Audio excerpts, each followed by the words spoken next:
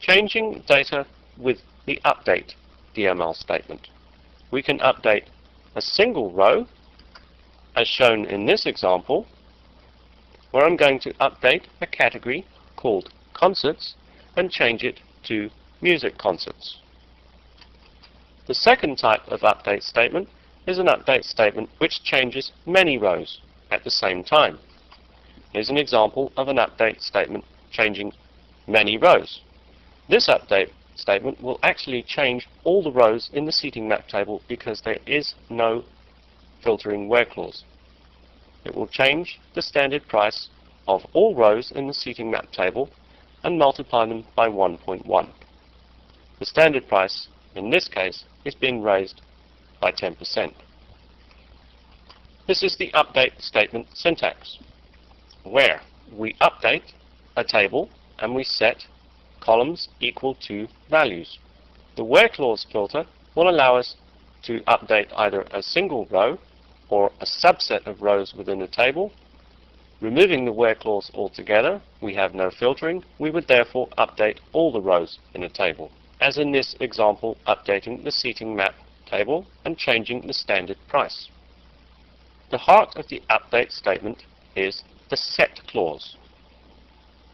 I can set a single column in the set clause either to an expression, a subquery producing a single row or many rows depending on how many rows I'm updating, the default for the column. I can also use the set clause to set multiple columns as a group to a multiple column subquery.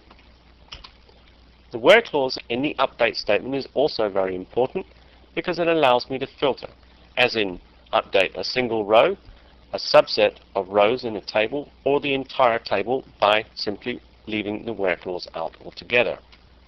Once again, the returning clause is used to return values calculated in the update statement into variables, either as single variables or arrays. Let's go into some examples using the update statement.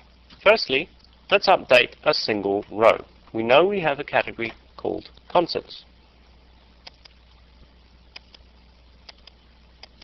What I'm going to do is I'm going to update the category called concerts and change its name to music concerts. Let's check that.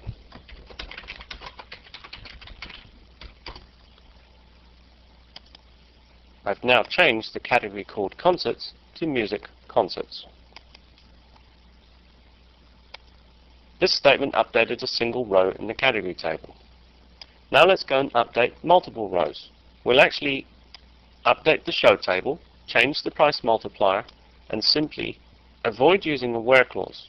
This will force this update statement to update all rows on the show table.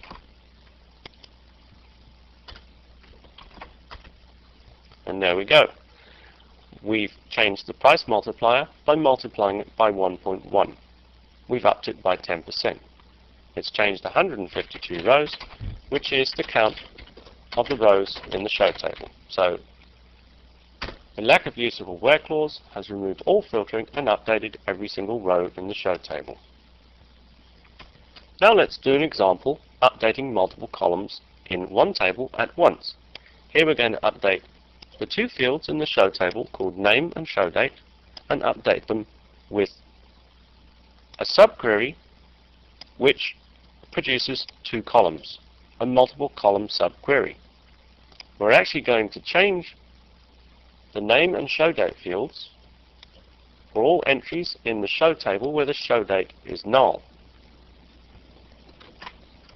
First of all, let's go and look for shows which have a null show date,